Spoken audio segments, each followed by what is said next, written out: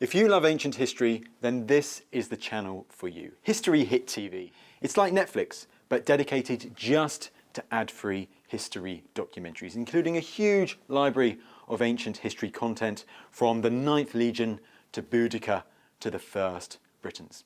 Now you can get a huge discount on History Hit TV today. Simply check out the details in the description below and make sure you use code Odyssey on sign up. Anyways, on with the show.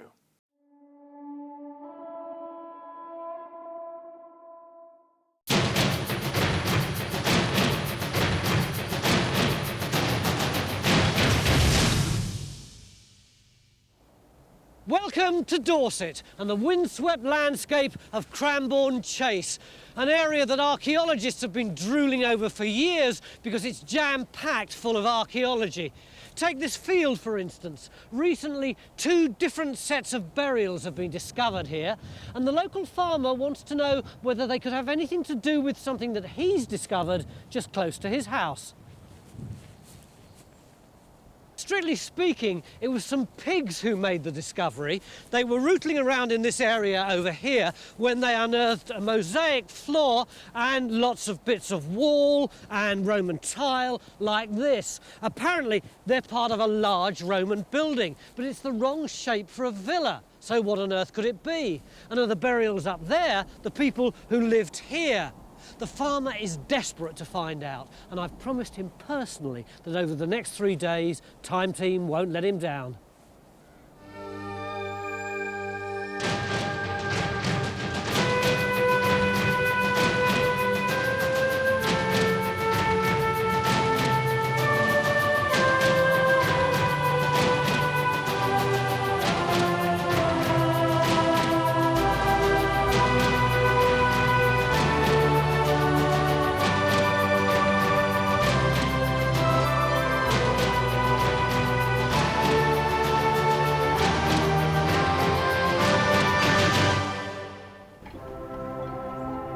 With 2 sites to investigate, we've started geophys here near the farmhouse, where we hope they'll be able to reveal the extent of the Roman building. While they press on with that, the rest of us are going to focus on the burials discovered in this field on top of the ridge. It's a heck of a way from those Roman finds up to the graves, isn't it? Yeah, I mean, they're almost on the other side of the hill, aren't they? I've promised the farmer we'd try and find some link. Do you think there is one? Oh, I think there could be, yeah, because, I mean, the villa would have had its own estate, its own land, and those burials could be on the land, so they could easily be connected. The burials were discovered during the last few days of a dig by Bournemouth University, only they didn't have time to find out much about them. Crucially, our first task here is to find Bournemouth's survey points so that we can relocate the burials in this field. I mean, what sort of marker is it?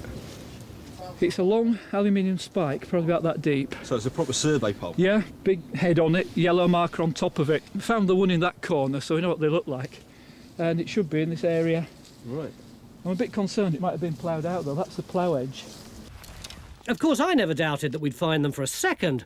And now that we have, we should be able to use the GPS system to position our trench just next to theirs. It also means that we can relocate Bournemouth's geophys plot accurately in the field too.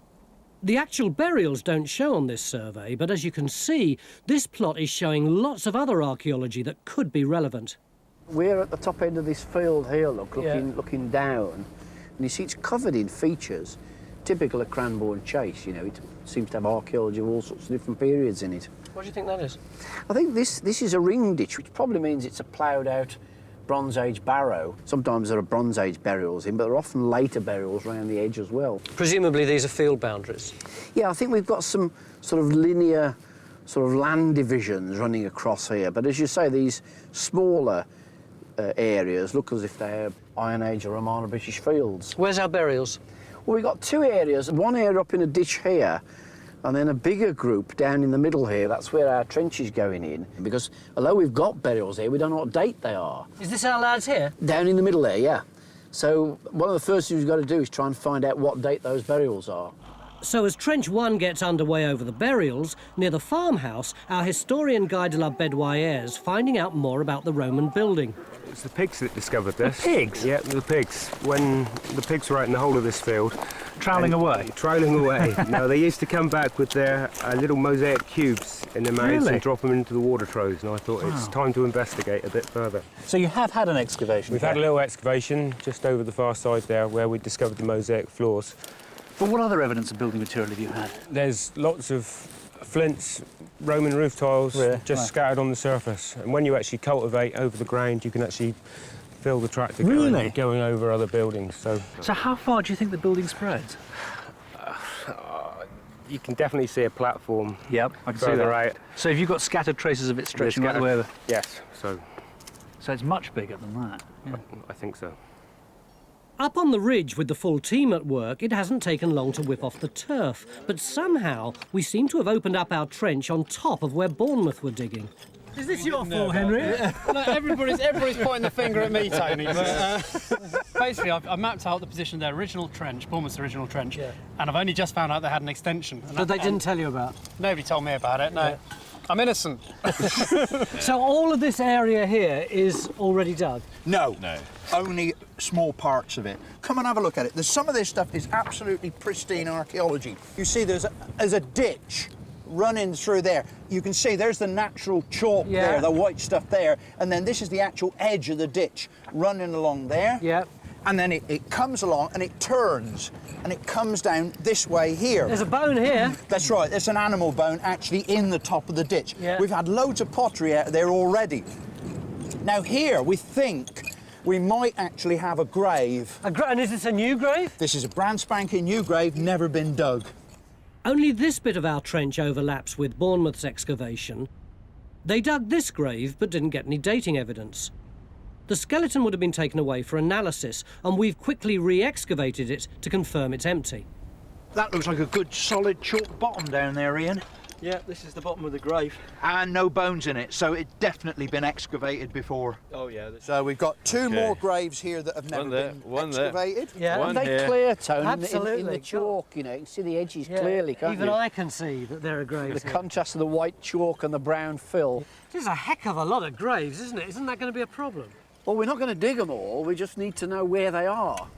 Phil reckons we might have a good chance of dating these burials because we've uncovered this grave which has been put in over a ditch. Where it's related to a ditch, we want to know whether it's earlier than the ditch or later than the ditch. That's a crucial piece of evidence. And then when we date the ditch, we'll know much more about the date of the graves. That's exactly it. To find out how big this burial area is, we're opening a trench on either side of Trench 1. Tony to John. Go ahead, Tony. John, from here, it looks as though you're reading something, are you? No, we're hard at it, Tony. How long before you get any results, do you think? Probably an hour or so at least. It's the trouble with sites like this. When you're at one end, you've no idea what's happening at the other. Thanks, John. No problem. Geophys has been tried here before, but conditions at the time resulted in these fairly fuzzy results. A few trenches have also been dug by the local archaeology group. And they've got mosaic floors here. You can see all that laid out there. There's walls have turned up all up the edge here. Yep. And then sort of on those walls there's obviously been painted wall plaster when they were standing. It seems an enormous leap to me, but they've come up with this interpretation of the building and they reckon it's too big for a Roman villa. I don't go along with that at all. They're really talking about this whole area here, but the building they've outlined at this point is not really any bigger than the existing modern farmhouse on the site. There are lots of Roman villas that are far bigger than that. So it could be a villa, but Guy also has another idea. But this house does sit on the edge of a large area involving Cranbourne Chase and Salisbury Plain, which has traditionally been associated with having no Roman villas in it. And so some people have said perhaps this is an imperial estate, farmed for the emperor's benefit, owned by him. So, I mean, one possibility, I guess, is that this place could be the administrative centre, a building that has a very large set of facilities for the procurator, the government official, who would have helped to run the area. But that's total guesswork. Well, but Guy, you know as well as I do that actually in this area north of here there are villas popping up all the time There are at the moment. far fewer over to the west. There are far, far fewer than over to the west. Well, it's got our experts thinking and arguing. But does the Roman building have anything to do with the burials up on the ridge? Do they even date to the same period? Thankfully, we've got an expert on burials with us today who might be able to tell us. You haven't seen this yet. Cool. It's a Roman flanged dish. Flanged meaning just that bit It's got sticks the out? sticky out bit, Yeah. exactly. Any idea what it would have been used for? Well, we think these are just like salad bowls, tableware, that kind of thing. Do you get grave goods in a Roman grave? You do. Often not very many, but I mean, we could find nothing at all. So just to find this is quite something. Do you want to come and have a look in here? You're joking. No. It's one of those dinky little, dimpled... Oh, yeah. Yeah, little neat alleyway. Result! Well. And it's complete as well. It's sweet. Explain what it is. A funny little vessel, dinky but dimpled vessel. Mike. It's a late Roman beaker. I've seen this kind of thing before. They're from 3rd or 4th century, and they're little miniature drinking cups. Now, It is a presumably, proper- we wouldn't say that this accidentally fell in there. No, this is not residual. This is going to have been made not long before the moment of burial, most likely. So here we have a grave with something that dates it. What a result! Technically speaking, this dinky dimpled thing is a new forest ware beaker, and it means this burial's Roman, dating to the late 3rd to 4th century AD. Oh, that's good, isn't it? That is, isn't it, eh? That's just what we want, isn't it? We know they're in a box because we've got all these nails. There's a coffin, Oh, so right. this is going to be something fairly special. They've Yeah. gone to a bit of trouble. Yeah. And maybe that beaker's put on top of the coffin and fallen off it. Maybe it's put by the side of Yeah. it. You like things like that, don't you? You like little finds like that. You bet. You So you're bet. pleased about that? I don't think it's just me. I think there's an awful lot of people who love little finds like that. It's quite possible I'm dreaming all this, because we seem to be discovering exactly what we're looking for. We've got another discovery over here in Trench 2. There are no graves showing, but what we've revealed is further evidence of the ditch found in Trench 1 that runs underneath this burial. It appears to be full of what looks like Iron Age pottery that will help to establish the date for the ditch. Yeah, now let's have a look at the other side. See what we've got. Yeah, there's one, dimple. look. And In fact, it's there's paired. two. They're So paired. They're They're paired. little so pairs. So it's deliberate, isn't it? It is. Yes. And we got And another there's- pair of there's another pairs. one, look. There we go. How are they doing it? Look, Like they've that? pinched it. Could be. We got. I think that is. It's got it's two fingers pinched, and think thumb and finger pinched like that. We'll have to wait for the final word on this when our expert on Iron Age pottery arrives tomorrow. It's a very noble pot, that is, isn't it? Yeah. Glorious. Meanwhile, I'm feeling a bit nervous because I'm being allowed to excavate what is, at the moment, one of the most complete finds ever discovered on Time Team. You ever found one of these before? No, never. Am I being too No. tentative? No, you're fine. Yeah, that stone's embedded in there, Yeah. so you can go further underneath this area here and. Are you sure? Yeah, it's fine. It's the stones that are Yeah. unnerving, isn't it? Because you don't want to yank them up in case they're actually underneath. That's right. Yeah. Hello, David. I believe you've got a Roman coin for me. Yes, it's not a terrifically good coin, but... Genuine Roman. Right. It's late 3rd century. See the little radiant crown around the top there? The Yes. barbarous radiant. That's right. This late 3rd century coin fits with the date of the Roman beaker I'm excavating. And it seems the material coming from the other graves is all Roman too. It's very hard to say with larger nails, but those could be out of the coffins, for example, that the Oh, graves are in. yes, But right. it's these little ones are really interesting. Those are the hobnails. Romans are often buried with their shoes on because they have to wear boots to make their journey across into the I see. underworld. Oh, I see. And they're very common grave good finds. Yes, So that's yes. really good. Oh, good. I've excavated quite a lot over the years under supervision, but a whole beautiful little ceramic pot has been out of my league. But I suppose something this shape is likely to be quite robust, isn't it? That's it. If you carry on round like that, it there you go. moved, it Yeah, moved. That's okay. If you carry on round like that, you'll probably find that if you define the other end, Yeah. you might find it'll just. If you feel it now, just literally hold it and just very gently see. Oh, well. If it's giving you any pressure, then don't. No, There you it's not. It's go. not. Come on, darling. Yeah, Come look on. at that. There we go. And that's Oh, isn't full that up. fantastic? Yeah. Oh, thank you for letting me do that. That's all right. You made my day, made my week.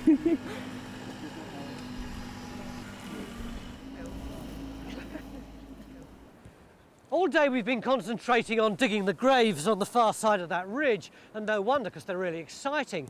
But the job is to see if we can link them to the Roman building down here, and it's 4:20, day one, and we haven't even started yet.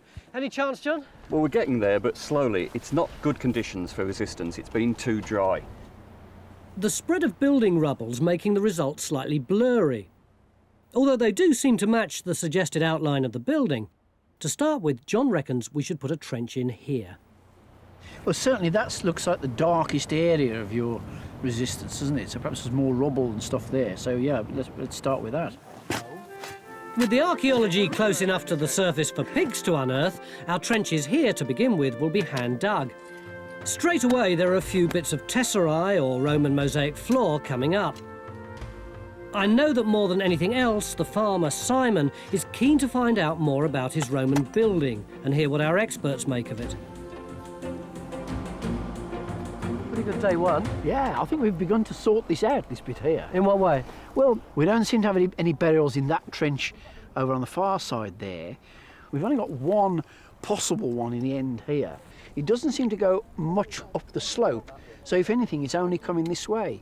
So we've almost defined the extent of it on the side of the hill here. And what about our mysterious Roman building? Yeah, I still wonder about that. I mean, the favourite option seems to be a villa, but I keep thinking of other things. I shouldn't mention it, but I have wondered about a temple. You've just mentioned it. Well, yes. What about this find? Yeah, this is lovely, isn't it? This little New Forest beaker. But it's got something in it. You hear that rattling? Yeah, I can hear it. So I don't think we just unpick the soil and wash this. I think we get somebody, a conservator, to have a look at it, just in case there's something in there that's of interest. So, end of day one, we've got lots of graves here. We've got that fantastic, enigmatic building over the ridge, and we've got this. And if we find something like this on the first day, who knows what we might get on the other 2 days. Join us after the break.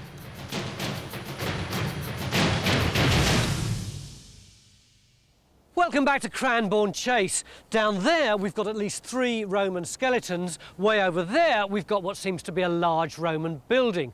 But do the things link up? What we do know is that we've come up with some really beautiful finds already. So, beginning of day 2, and I'm really looking forward to what today could bring.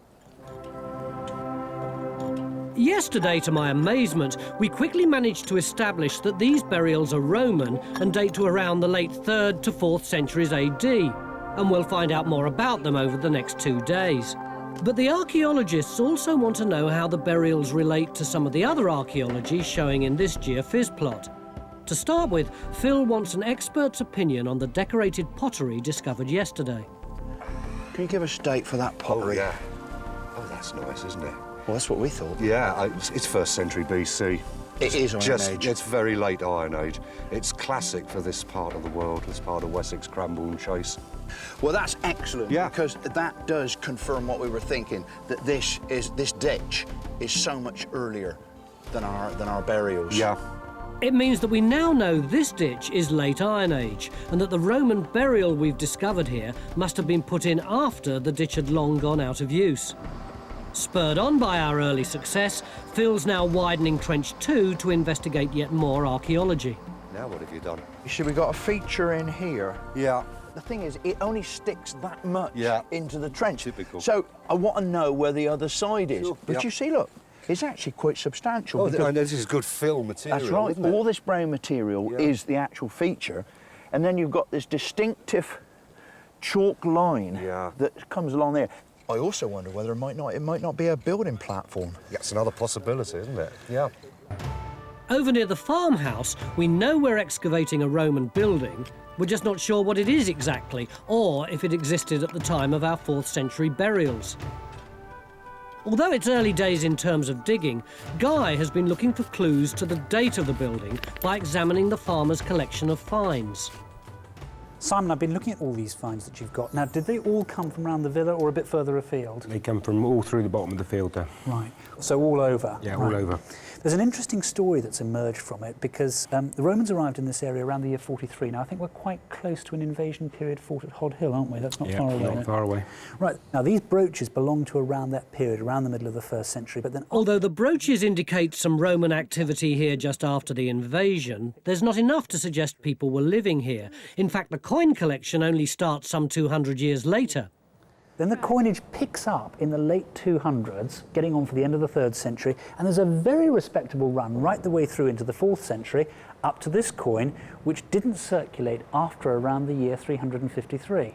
So you reckon our Roman building was in use perhaps for 75 years and went out of use pretty promptly round about the year 350 AD? Well, that's about it, and I can say that because this coin is actually of a rebel emperor and all his money was demonetised after he was put down, so this coinage didn't really circulate after that date. Normally, the villas trail off during the second half of the 4th century, and I would still have expected some coins in the 370s, maybe just up into the 380s, but there's none of that at all. So the finds suggest that this building, if it was a villa, was abandoned unusually early, around 350 AD. But significantly, it also means that the building was standing at the time of our burials, and they could be connected. There were lots of villas springing up in the more prosperous 3rd and 4th centuries, and it would make perfect sense to find one just here on Cranbourne Chase. Our building is at the head of 2 streams, giving it a good water supply, and it's close to main Roman roads for easy transport. This is really good arable land, an attractive place to live and farm for thousands of years. Phil, come and look at this! And as if to prove the point, there's news from Trench 3. As well as showing there are no more Roman graves here, it's turned up evidence of much earlier activity in this field. Pottery and some flint. I like the Look flint. at that. Oh, wow. There's a big old scraper, isn't it? Flint tools were still in use during the Bronze Age, and Phil reckons this could date to the same time as the bit of pot found with it. This is somewhere around 700 BC, end of the Bronze Age, beginning of the Iron Age. But it came out of this post hole here, and we've got 2 of them. There's the other one. We may possibly have a building much, much older than everything else. I know, I do this thing. Because this presumably could be an entrance to a building. It could be. It's getting complicated, but this means we now have a Bronze Age building dating to 700 BC, and we've got an Iron Age ditch, part of a field system around 100 BC, and of course our Roman burials dug sometime around 300 AD. Good stuff, but I was hoping that as we made progress with our burials, we'd be able to send some of the team to help with the Roman building. Unfortunately, the archaeologists clearly have got other ideas. There's also this ring ditch up here that we've been looking at, which is clearly a very important component in the way this landscape's developed. You know, But it's thousands of years different. Well, I mean, yeah, it's probably a Bronze Age monument, but these monuments can continue to act as a kind of focus for activity long after their original construction date. Yeah, I mean, in Wessex, you even find deposits of Roman metalwork and stuff like that in these ring ditches. No, the one thing that you're not saying is that this geophys has been produced copyright Bournemouth University, and I know, and you know, that Bournemouth University would like us to have a look at that application. No, I mean, when we come and look at a chunk of landscape like that with the geophysics done, you know, our job is to evaluate it, to find out what this stuff is, what date it is, what condition it's in, and, you know, you've got to drop trenches in to test that out. Precisely, and let's bear in mind that Bournemouth University and us, we're all working for the same end. We're trying to understand the landscape, aren't we? And it's a key component of this prehistoric landscape. It's understanding that they had history too. Like the Romans had history. The Romans had history, and of course this sort of thing would have been really important to them. Well, all right. Is it me, or do you sense they're ganging up on me? Apparently, our Roman burials may have been sited on this ridge because there was already a Bronze Age burial mound here.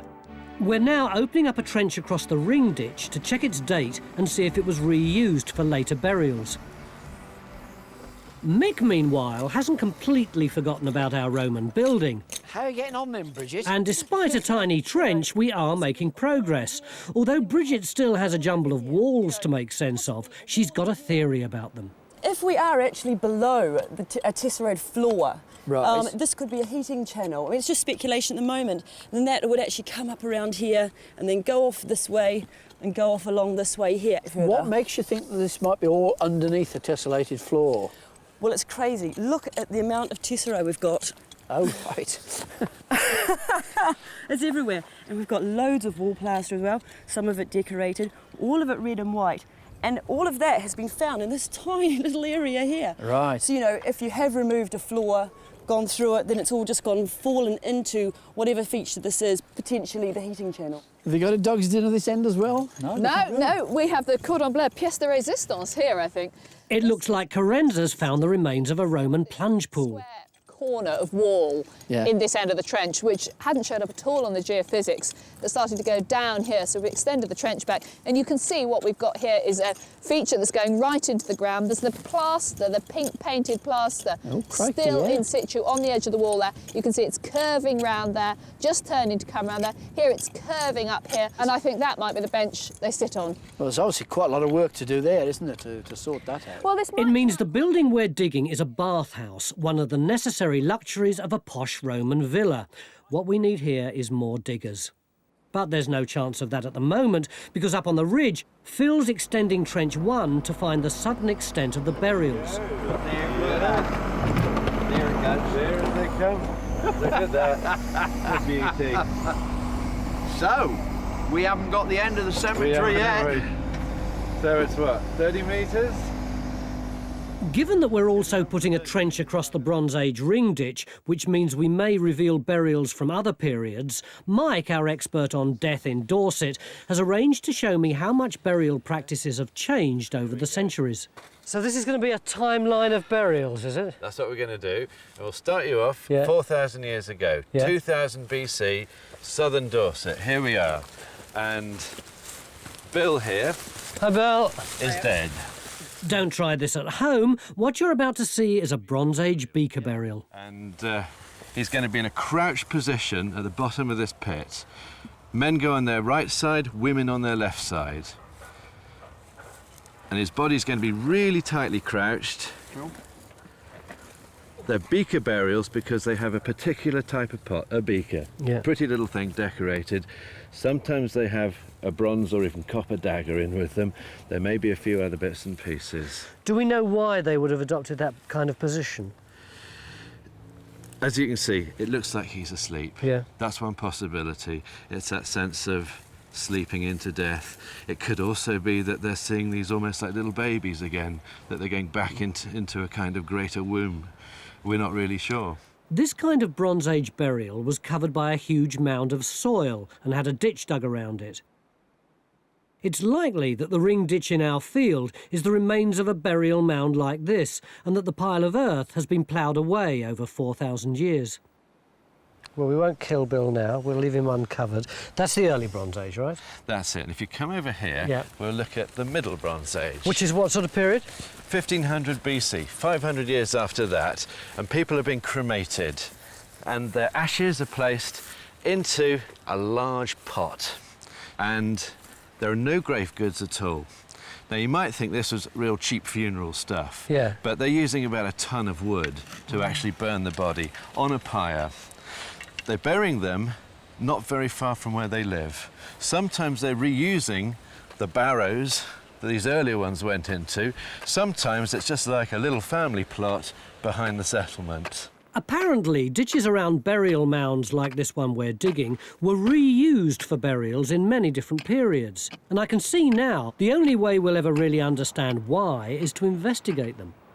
Now, he's lying there facing east. He's crouched again. This is based on an Iron Age burial around 500 BC. Burials face east. Most houses face east or southeast.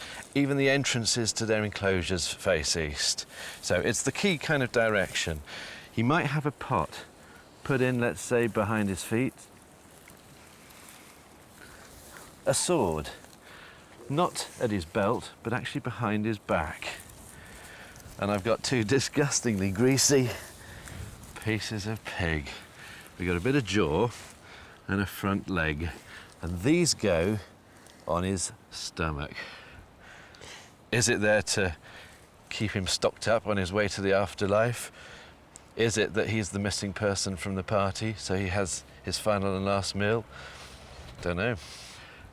But when the archaeologist finds him, you don't see any of that. No. The pot, the sword, the pig bones, the brooch. And the skeleton. And the skeleton, yes.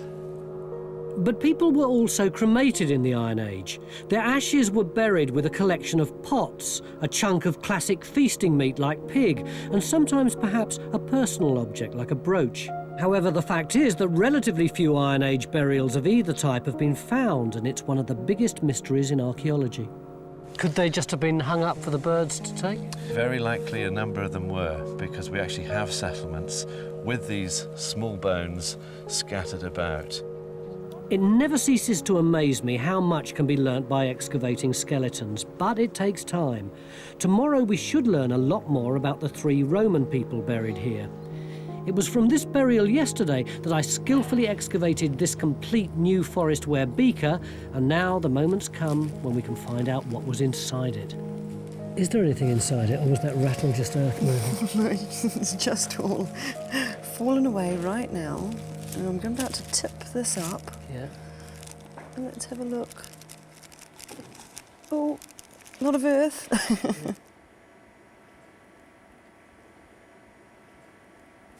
I think we might be completely... Look at that, it's empty.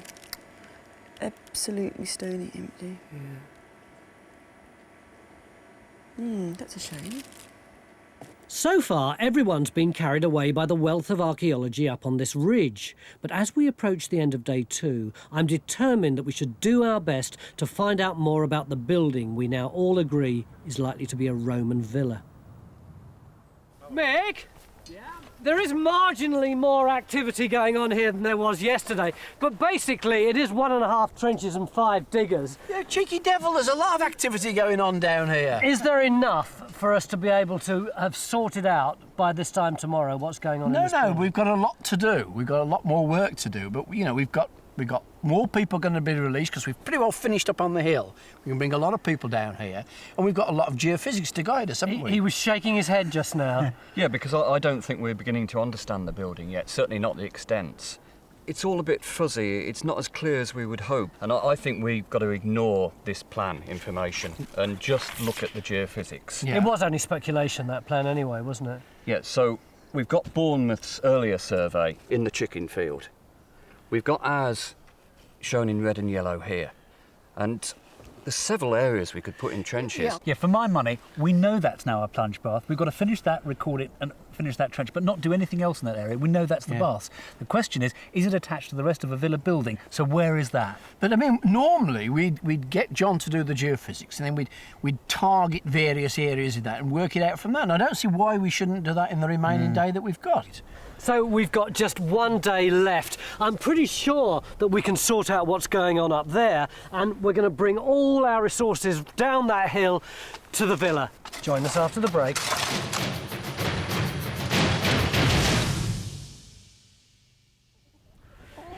Beginning of day 3, and 2 days ago I rather rashly promised the local farmer that we'd help him work out whether there was a link between the bodies that were buried over the far side of the hill and the Roman building here. And the big challenge today is to sort out this building. Although, frankly, John, it's not actually a hive of activity here, is it? Well, I've marked 2 of the trenches. Why haven't we started? Oh, God, well, I'm as frustrated about this as everyone. I was here till it got dark yesterday.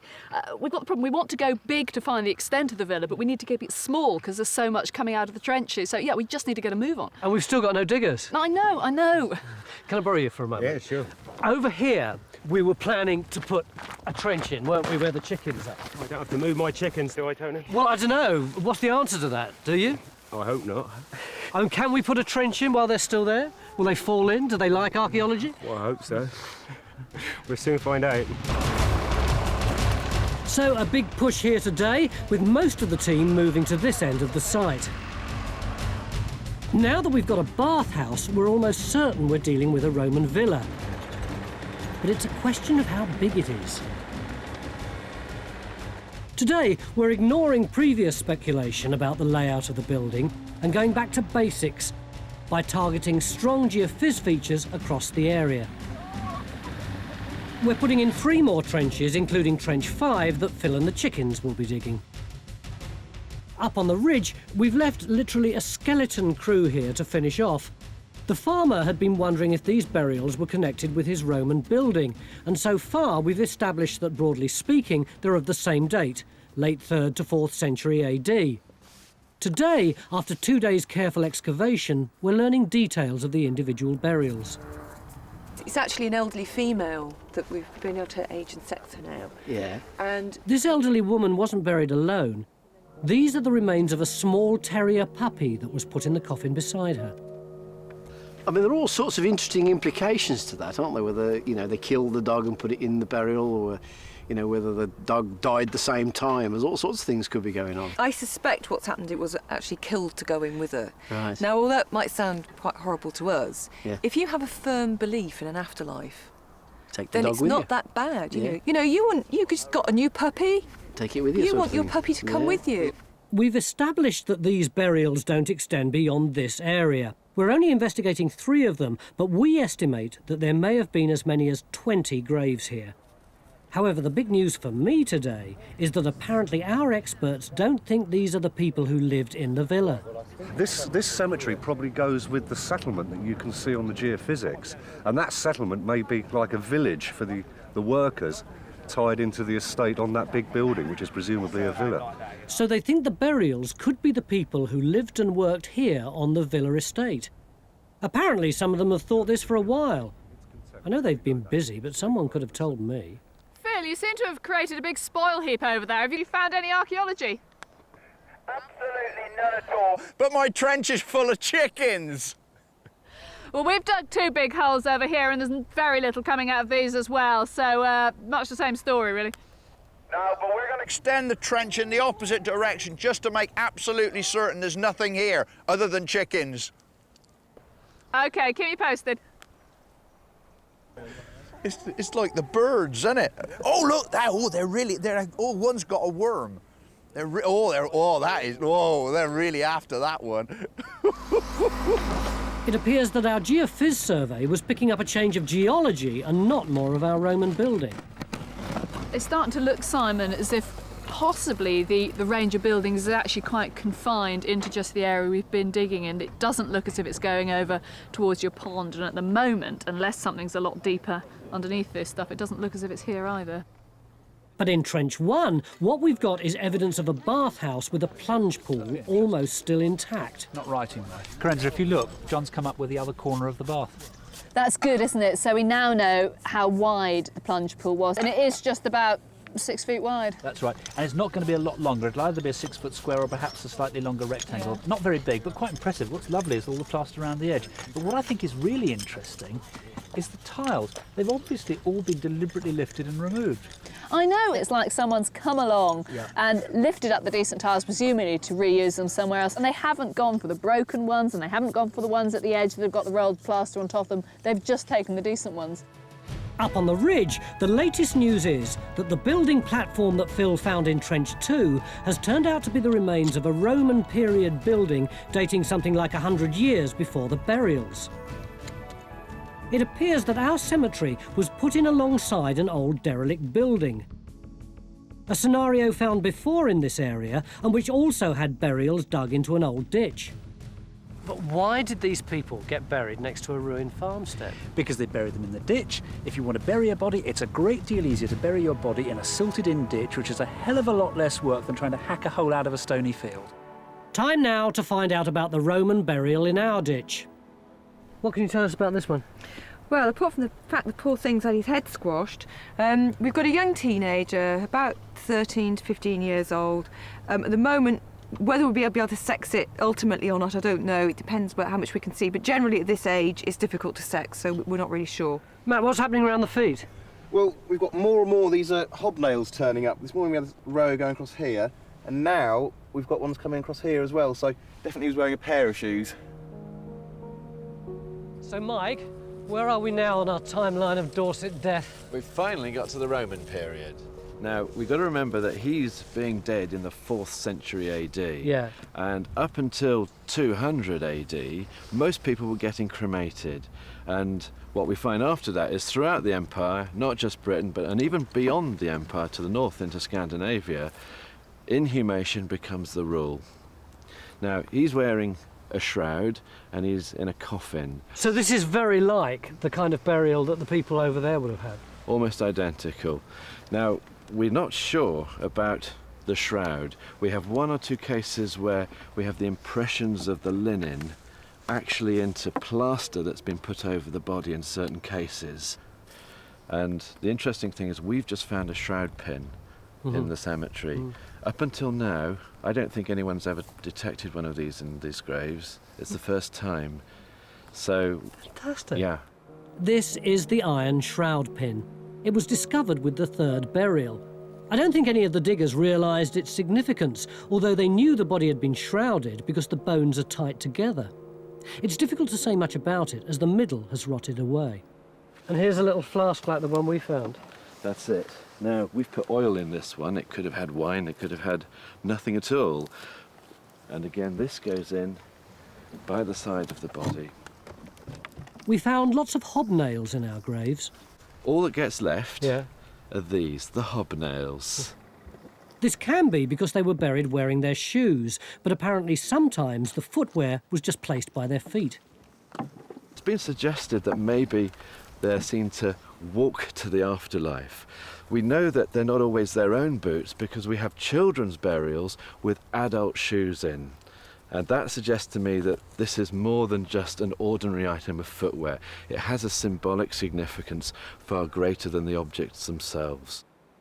We stripped along here and we found absolutely nothing. Yeah. And then when we got over in the chicken trench, it looks like we found another Roman wall. The trouble is, it seems to be on its own. What's new, Kerry, in terms of resolving what this means? Well, apart from the chicken invasion, we've gone back to see if we can find another wall at that height, and we can't find anything. And we've gone back, what, another 10 metres or so? We think it's part of the villa, but could be a boundary wall. The puzzle is the find suggests that there's a building very close by. Oh, yeah, well, that's all right, isn't it? In the bathhouse trench, we've got a bit of detective work going on. But when you've got the different, you've got the blue, the white and the red, and you've got quite a complex decoration, that's a completely different piece of work from this. Oh, look at that. We're going into a window embrasure. Oh, you've got an angle on it. Apparently, none of them has ever seen anything quite like this before. Take a look at this mark Carenza spotted last night. It's an eye, isn't it? It is, isn't it? Yeah, absolutely.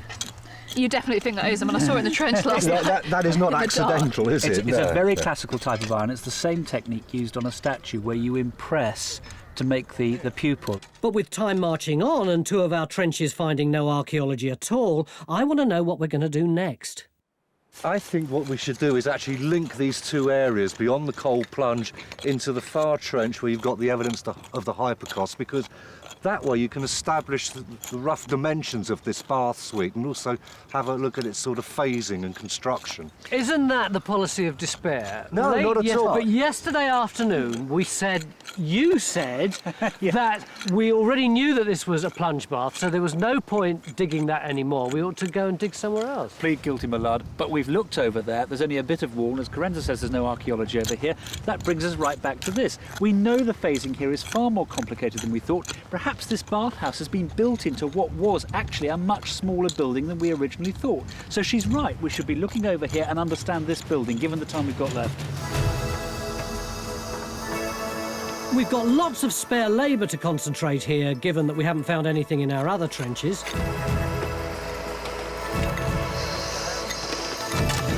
The plan is only to strip off the topsoil and clean up the surface layer to reveal further walls and features that might help us understand the individual rooms and maybe the status of the villa.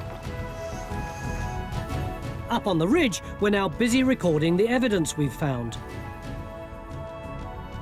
As it turned out, our trench put in over the ring ditch didn't reveal any new burials or dating material. So it should be about in the middle of the barrow there. But using more advanced geophysics equipment than Bournemouth used for their survey, we picked up something they hadn't detected. But look, oh, you got we the have Bronze got the Age. central That must be the Bronze Age burial, mustn't it, in that pit? It's been a hectic 3 days, but essentially what we've found is new detail to add to the story of continual occupation of this ridge over thousands of years. In just these 3 trenches, we discovered evidence of a Bronze Age roundhouse, an Iron Age field ditch, and an early Roman farm building. All of which had long gone out of use when this area was used as a cemetery in late Roman times by people living close by, and probably farming land that belonged to the villa down the hill. And down at the villa, we're still working hard to keep my promise to find out as much as we can about it. It seems we've collected enough clues to picture what the plunge pool might have looked like. And Guy has a theory about why this villa was abandoned. So this is based on the bits of wall plaster that we found? Here we've got fragments of all those colours found in the plunge bath over there. And this is what, building it? No, this is taking it apart. Why would they do that in the Roman period? Well, we've never got any specific explanation to help us understand why any one building should be taken apart, but funnily enough, there is a historical episode that does fit the date. You know, we think this villa was given up in the late 4th century, or just after the middle of the 4th century. Yeah. And that's the time of the Emperor Magnentius, 350 to 353. He's actually a rebel emperor who rules the Western Empire, much to the annoyance of the Emperor Constantius II, who's the real one, right? Now, Magnentius gets defeated, and Constantius sends over his agent into Britain specifically to beat up all the people who'd supported the rebel regime. Yeah. Now, this chap, this imperial agent, gets completely out of control, so much so that the governor of Britain tries to kill him, but fails and commits suicide himself on the spot because he's so appalled at how these people are having their estates seized, all sorts of innocent people. So you can imagine how this agent could have taken away this estate from this chap who'd owned this place, perhaps a supporter of the rebel empire. The house is knocked down and the land is given to somebody who supported the legitimate regime, maybe in the next villa up the valley. It's a cracking story, isn't it? Yeah, it is, even if it doesn't necessarily apply to the place, but, you know, it could help us understand it. Yeah. And now, after a final bit of cleaning up, how much more do we know about this building? Bridge, this is the part of the trench we called the Dog's Dinner. Is it still a Dog's Dinner? It's absolutely not. There's just the most fantastic archaeology coming up. What we've got here is actually the beginning of our Roman story. This is the early plunge pool. It's got painted, plastered walls, and we've got a seat here where people would have sat. If it's a plunge pool, why has it got all this brick stuff in it? Because the family's up and coming. They've decided to invest some money and improve their house. They've filled in the plunge pool and they've laid over it a centrally heated floor. You've got one of the heated channels there. Just here? That's right. And over this was the mosaic floor that we found all the parts from. You can even see the bedding here.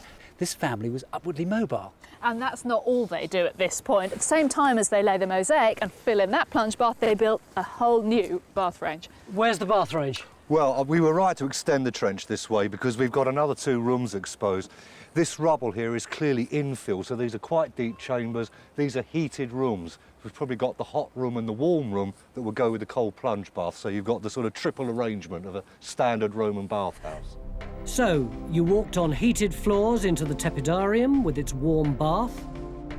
Next, into the calidarium, the hot room full of steam.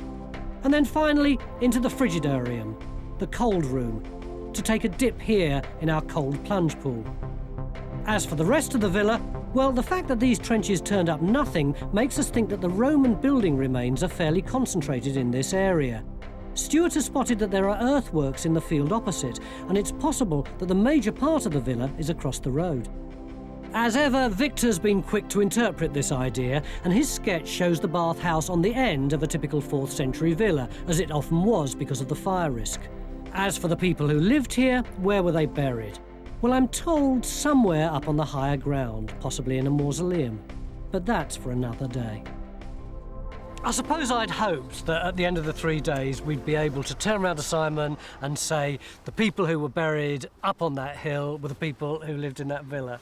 I think that was probably always going to be a long shot. You know, unless you find a grave slab up there saying, "Here lies Marcus," and down here you find his plate and his spoon saying, "These belong to Marcus," to have that sort of link. It's not quite like that. I think he's telling us we were a bit naive. But they could have been workers on the estate. Absolutely. I mean, I think it's all interconnected, and, you know, we've shown that sort of bigger picture, I think. So are you pleased? Yeah, very pleased. You've answered lots of questions. I think there's lots more questions to be answered. Well, there's decades of work just in this field, isn't there? Exactly. But then that's what Cranbourne Chase is like. It's full of good archaeology.